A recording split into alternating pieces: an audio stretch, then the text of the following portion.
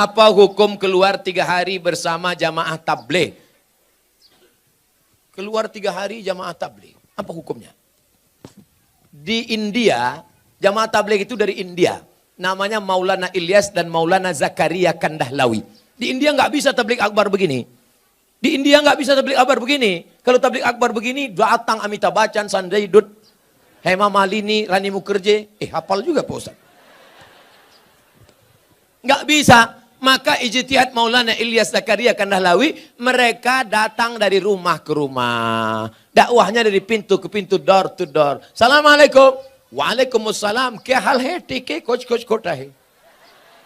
Kya hal hai artinya apa kabar? Tike artinya kabar baik. Kuch kota hai judul film. Saya pun nggak tahu apa itu. Acha. Saya paling bingung ngomong sama orang India. Antara iya dengan tidak goyang kepalanya sama.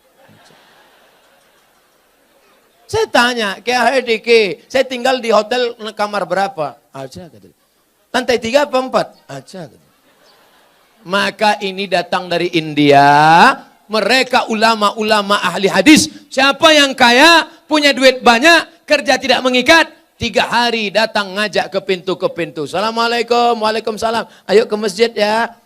Ayo datang pengajian ya. Mereka inilah yang berdakwah di jalan Allah. Abdul Somad ceramah ke Bontang. Kenapa? Karena diundang Pemko. Abdul Somad ceramah ke Bontang. Kenapa? Karena diundang Bada LNG atau LNG Bada. Tapi mereka yang datang rumah ke rumah, ada yang undang mereka? Tidak ada. Ada proposal untuk mereka? Tidak ada. Mereka datang lillahi ta'ala. Ini jamaah tabligh aliran sesat Pak Ustaz. Kenapa sesat? Karena mereka berjenggot. Nabi Muhammad berjenggot. Karena mereka bersorban. Nabi Muhammad bersorban. Karena mereka pakai jubah. Nabi Muhammad pakai jubah. Kenapa Ustaz nggak pakai jubah? Ini orang ramai narik-narik. Kalau sempat saya pakai jubah, tanggal jubahnya. Maka saya pakai celana biar supaya cepat lari nanti. Selesai ceramah langsung masuk mobil pulang.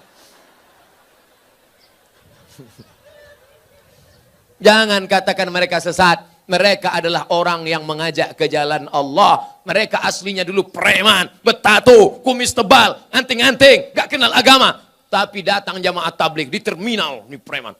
Datang, bremo, tato besar, gambar ular kobra. Datang itu jamaah tabligh, memukul ular kobranya. Hei, ayo ke masjid. Berani anting ngajak saya? Besok dia datang lagi. Lama-lama preman ini tersentuh. Datanglah dia ke masjid. Ini bukan cerita bohong. Ini bukan cerita yang diada-adakan. Seorang preman di kampung saya. Rambutnya panjang, punya meja biliar. Tidak pernah sholat. Akhirnya saya pulang dari Mesir.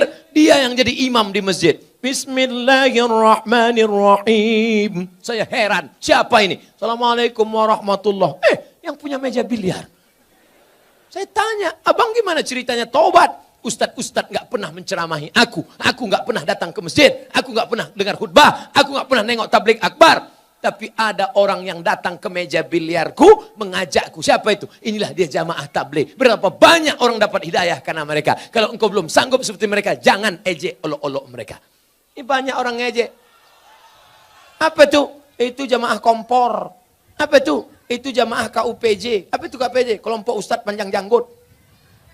Oleh sebab itu maka mereka dakwahnya lembut. Assalamualaikum Pak Haji. Waalaikumsalam. Ayo ke masjid ya Pak Haji. Jangan ajak-ajak saya. Kamu belum lahir, saya sudah haji. Apakah mereka jamaah tabligh berhenti? Mereka besok ajak lagi. Assalamualaikum Pak Haji. Waalaikumsalam. Ayo ke masjid ya Pak Haji. Kan sudah kubilang kemarin. Ini kening sudah sujud 1000 kali di Masjidil Haram. Catatan amal sudah penuh. Aku tinggal masuk surga aja lagi. Tinggi sana, pergi. Masjid kalian yang jelek itu nggak level ya. Hari ketiga mereka datang lagi. Assalamualaikum Pak Haji. Apa? Mau ngajak lagi? Mau ngasih tahu Pak Haji. Nanti kalau Pak Haji mati kami biarkan ya. Akhirnya Pak Haji pun ke masjid juga. Oleh sebab itu maka dakwah mereka lembut. Apa pernah jamaah tabligh marah-marah mengkafirkan? Enggak. Mereka datang ngasih siwak, minyak wangi, ngasih sorban, ngasih parfum. Ayo ke masjid Pak Ustaz. Kalau nggak setuju mereka nggak marah.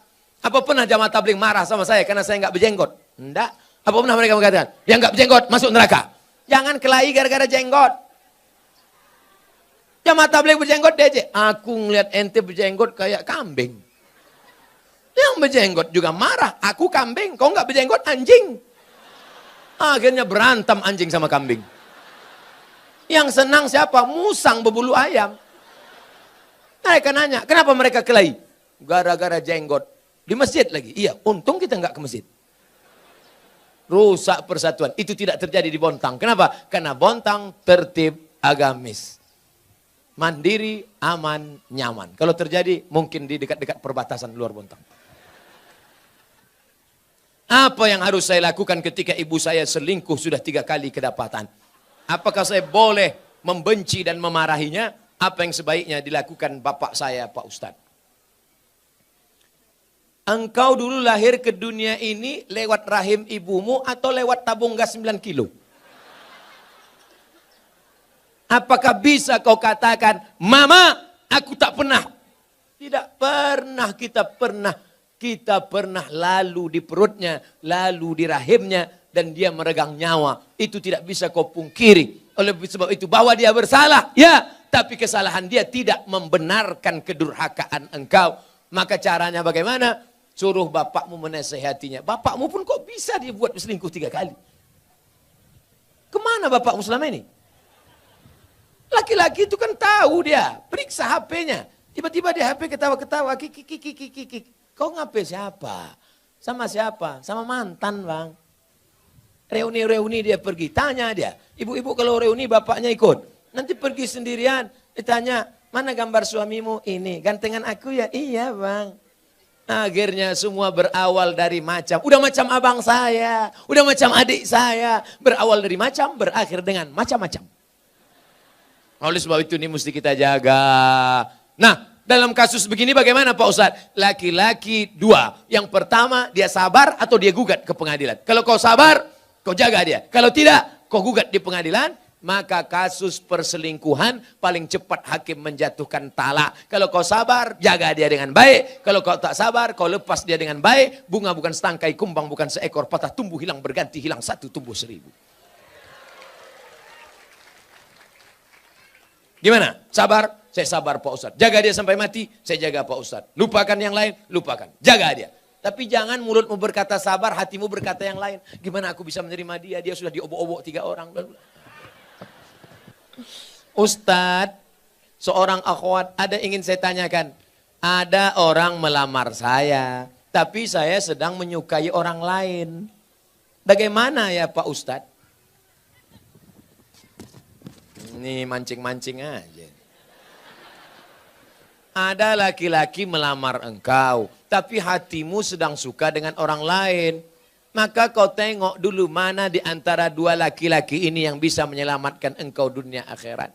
Kalau tiba-tiba yang ini datang, ini jantan dia, perkasa dia, dipinangnya kau dengan baik. Ini cuma berani bawa engkau makan mie ayam, bakso, bonceng sana, bonceng sini, pegang tangan, ujung jempol kaki. Maka kau campakkan ini Fir'aun, ini tak ada gunanya nih. Ini yang Musa yang baik ini. Laki-laki yang baik bukan yang berani membawa engkau di belakang orang tuamu. Laki-laki yang baik adalah yang bertanggung jawab datang. Laki-laki yang perkasa bukan yang datang dengan mobil besar, motor megah yang mewah. Laki-laki yang perkasa adalah laki-laki yang berani berkata, kupinang kau dengan bismillah. Buanglah mantan pada tempatnya. Mudah-mudahan yang tua, yang muda, remaja-remaji semuanya diselamatkan Allah Subhanahu wa taala.